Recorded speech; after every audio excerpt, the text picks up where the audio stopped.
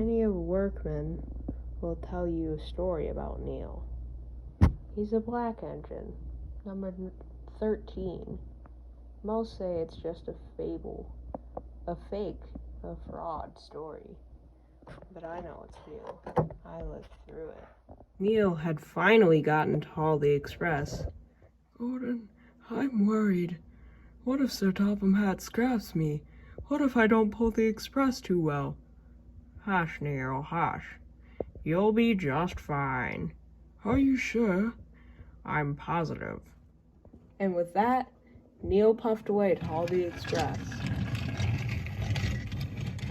Soon, all the passengers were on Neil's train, and the guard blew his whistle.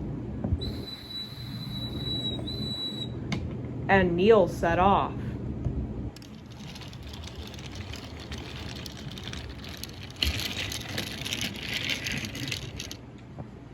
Neil was puffing along finely, but he was still worried about being scrapped. Neil was so worried that he forgot to look where he was going, and he crashed into the back of my train.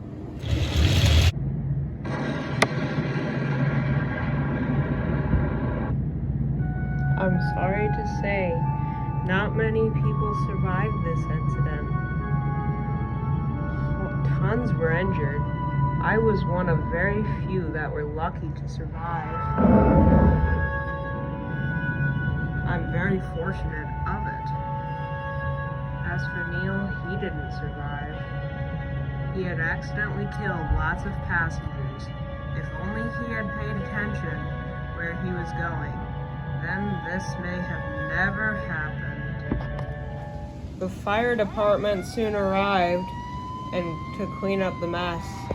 It took them a really long time. They barely found any survivors of this unfortunate disaster. I was one of very few, so I was pulled away to the steamworks. As for Neil, unfortunately he couldn't be recovered, so he was taken away to the smelter's yard. As for the coaches, they were unfortunately scrapped as well. The tankers were scrapped as well, because they couldn't be salvaged very well. Me and the other survivors had sworn to secrecy, but Sir Topham Hatt recently had let us get the story out, and the only one brave enough to tell it was me. I'm glad that this helped whoever needed it. Goodbye. Thanks for listening.